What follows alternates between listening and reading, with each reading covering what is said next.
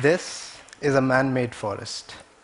It can spread over acres and acres of area, or it could fit in a small space, as small as your house garden. Age of this forest is just 2 years. I have a forest in backyard of my own house. It attracts a lot of biodiversity.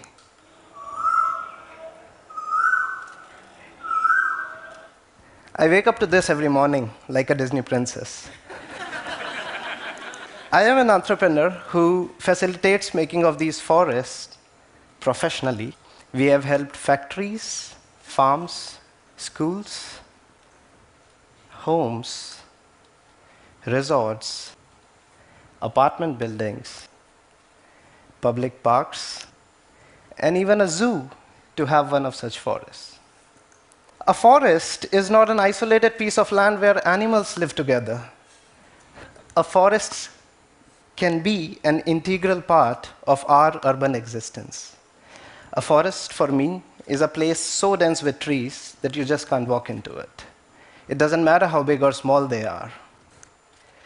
Most of the world we live in today was forest. This was before human intervention. Then we built up our cities on those forests, like Sao Paulo, forgetting that we belong to nature as much as 8.4 million other species on the planet. Our habitat stopped being our natural habitat, but not anymore for some of us. Few others than I today make these forests professionally, anywhere and everywhere. I am an industrial engineer. I specialized in making cars. In my previous job at Toyota, I learned how to convert natural resources into products. To give you an example, we would drip the sap out of a rubber tree, convert it into raw rubber, and make a tire out of it, the product. But these products can never become a natural resource again. We separate the elements from nature and convert them into an irreversible state. That's industrial production. Nature, on the other hand, works in a totally opposite way. Natural system produces by bringing elements together, atom by atom. All the natural products become a natural resource again. This is something which I learned when I made a forest in the backyard of my own house. And this was the first time I worked with the nature rather than against it. Since then, we have made 75 such forests in 25 cities across the world. Every time we work at a new place, we find that every single element needed to make a forest is available right around us. All we have to do is to bring these elements together and let the nature take over. To make a forest, we start with soil. We touch, feel, and even taste it to identify what properties it lacks. If the soil is made up of small particles, it becomes compact, so compact that water cannot seep in. We mix some local biomass available around, which can help soil become more porous. Water can now seep in.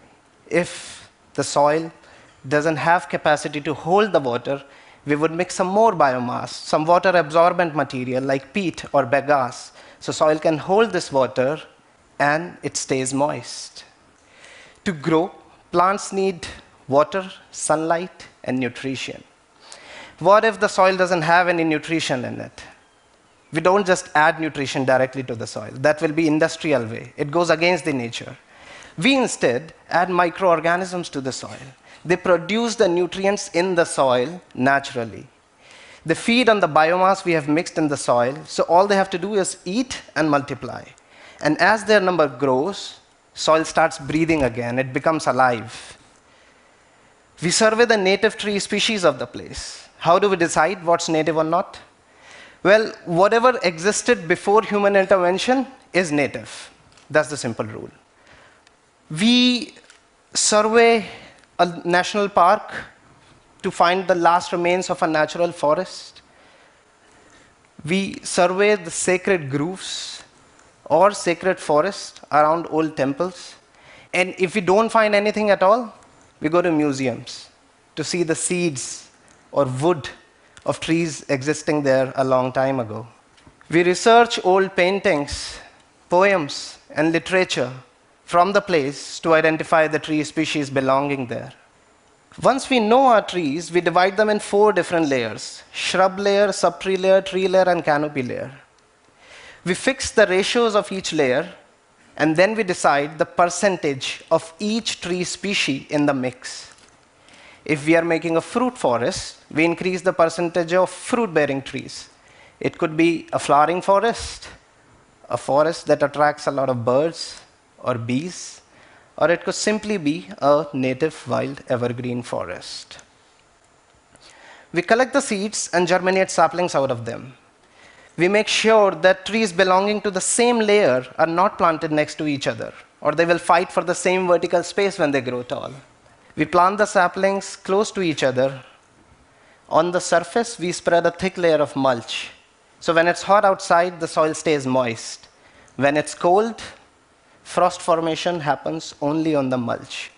So soil can still breathe while it's freezing outside. This soil is very soft. So soft that roots can penetrate into it easily, rapidly. Initially, the forest doesn't seem like growing, but it's growing under the surface. In first 3 months, roots reach a depth of 1 meter. These roots form a mesh, tightly holding the soil. Microbes and fungi live throughout this network of roots. So if some nutrition is not available in vicinity of a tree, these microbes are going to get the nutrition to the tree. Whenever it rains, magically, mushrooms appear overnight. And this means that soil below has a healthy fungal network. Once these roots are established, forest starts growing on the surface. As the forest grows, we keep watering it. For next 2 to 3 years, we water the forest.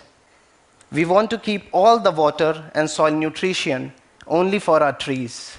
So we remove the weeds growing on the ground. As this forest grows, it blocks the sunlight. Eventually, the forest becomes so dense that sunlight can't reach the ground anymore.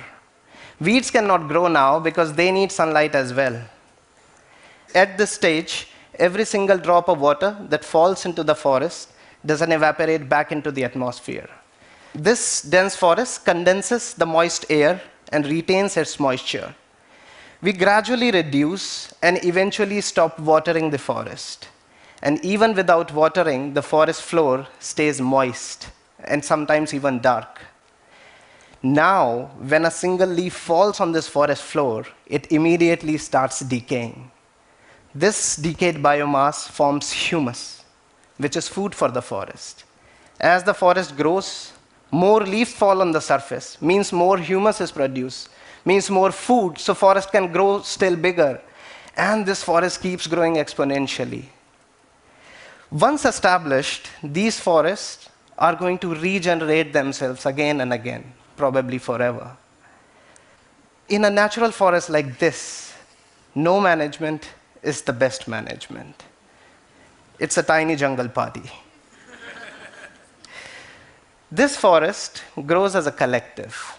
If the same trees, same species, would have been planted independently, it won't grow so fast. And this is how we create a 100-year-old forest in just 10 years. Thank you very much. Thank you.